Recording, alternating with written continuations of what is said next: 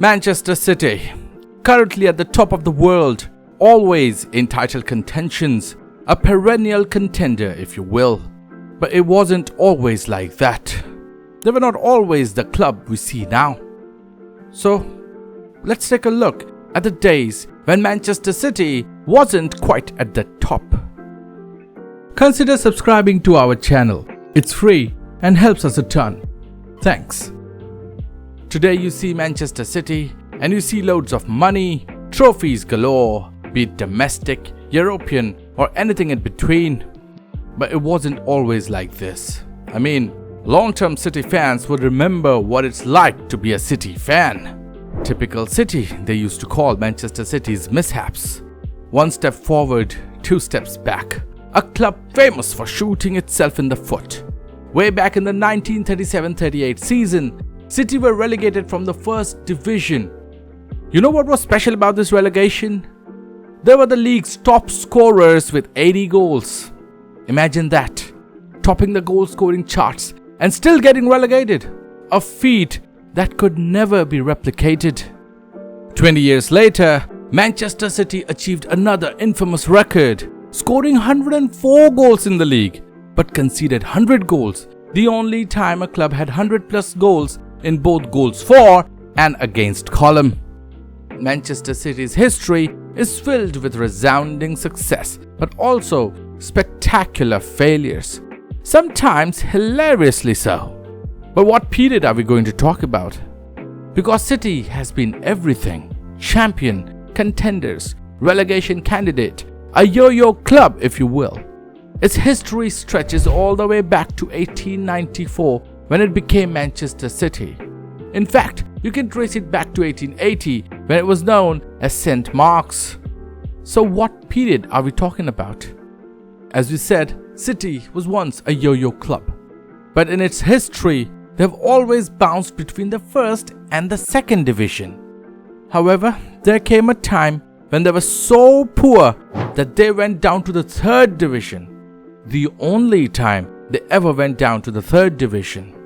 In 1998, the club that was one of the founding clubs of the Premier League got relegated to the third division for the first time in its history.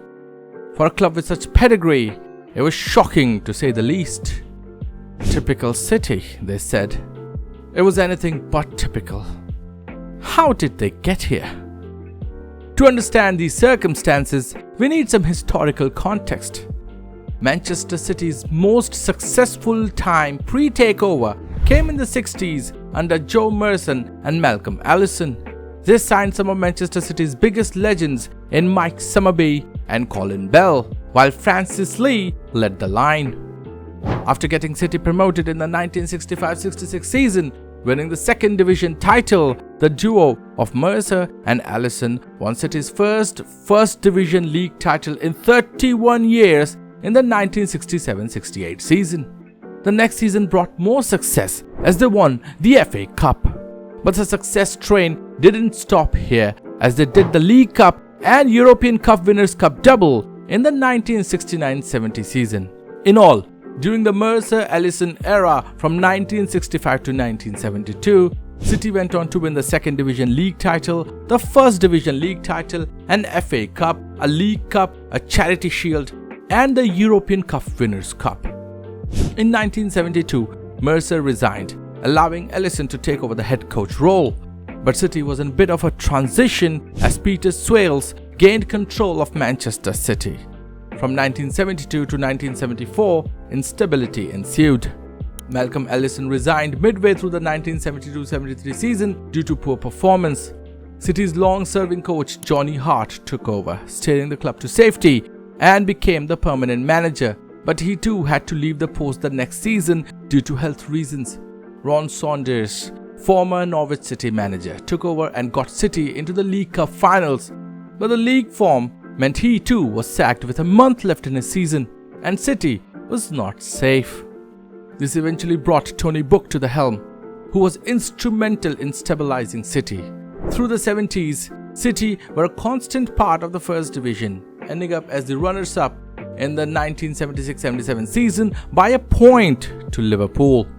During this period, they won the League Cup in 1976 too. After the success and relative stability of the 60s and 70s, things started going south in the 80s. The 78-79 season saw Malcolm Allison return during City's poor form in the league, especially a 3-month winless stretch. Tony Book was relieved of his managerial duty at the end of the season. Allison took over full-time and spent exorbitant sums on unsuccessful signings like Steve Daly, who at the time broke the British transfer record, while selling stars like Gary Irwin and Peter Barnes. Steve Daly's transfer fee was of much controversy as Allison and Peter Swales blamed each other for the inflation of his fee. The 1980-81 season's poor start meant Allison was out. Through the 80s, Manchester City went through 7 managers as yet again instability ensued. John Bond took charge and City were firmly placed in the mid-table through his tenure. But Bond was sacked after a dispute with the board and was replaced by coach John Benson in 1983, and thus began a decline of epic proportions. Under Benson, Manchester City suffered a catastrophic loss of form, and after 17 years in the First Division, City were relegated when they lost to Luton Town on the final day. A draw would have saved them from relegation. This was a topsy-turvy time for Manchester City. Managers kept changing during this time. They won promotion back in 1985, got relegated again in 1987. 1989, they won promotion back to the First Division. They had become the very definition of a yo-yo club since 1984. During the 1989-90 season, relegation was a real possibility again, and Mel Machin, the manager who got them promoted the previous season, was sacked. This season is also famous for City drubbing United 5-1 at Main Road. A dejected Alex Ferguson later said it was the most embarrassing managerial defeat of his career. Howard Kendall took over and helped City navigate not only the 1989-90 season but also laid the foundations for a good 1991 season. By November 1990 though, he had returned to his former club Everton, and his place was taken by Peter Reid, and his couple of years at Main Road helped City finish 5th twice in consecutive seasons. 1992 also saw a big shift in English football with the birth of the Premier League. The old Football League was usurped by the new top flight, and City was amongst the 22 clubs participating in the first season of the Premier League. Do let us know if you want to know more about the controversial circumstances under which the Premier League was established. Their first season in the new league saw City finish 9th. But this is when everything started going downhill for City again. The 1993-94 season saw City finish 16th under the yet another new manager, Brian Horton. But that was not all. The boardroom matters were heating up. What boardroom matters, you ask? You may remember the mention of club chairman Peter Swales a couple of times in this video. He took over the club administration in 1973, and ever since, the fans held him responsible for City's declining fortunes. He was blamed for the club's failure to keep pace with neighbours Manchester United after City's late 1960s, early 1970s heyday, and various acts of mismanagement such as allowing Malcolm Allison's dismantling of the side in 1979. He was perceived as ruthless as he churned through 11 managers in his 20-year tenure at City. Some even believed that the only reason he held on to his chairman position at City was to preserve his position in the Football Association. Finally, the pressure from fans proved too much for Swales as he handed over the reins of the club to the club legend Francis Lee.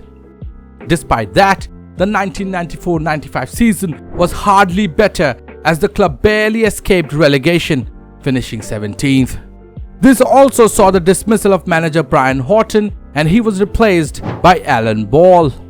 May 1994 also saw the beloved and fan favorite Kipax stand demolished in favor of a new 3-tiered all-seater stand due to the requirement of Taylor Report. It was the tallest stand in the country at the time.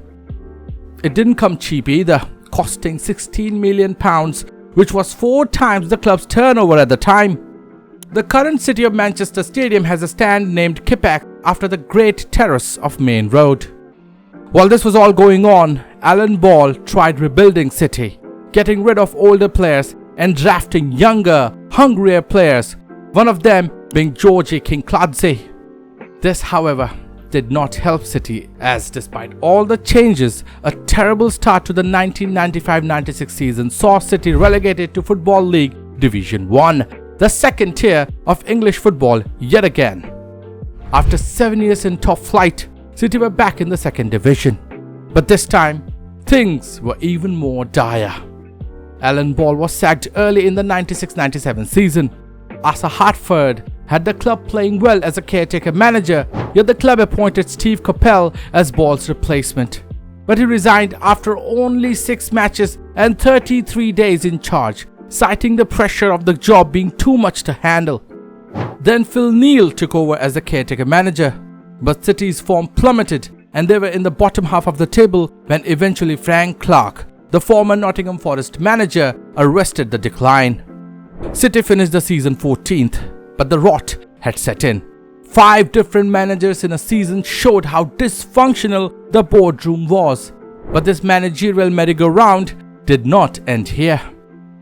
The 1997-98 season saw City hit rock bottom.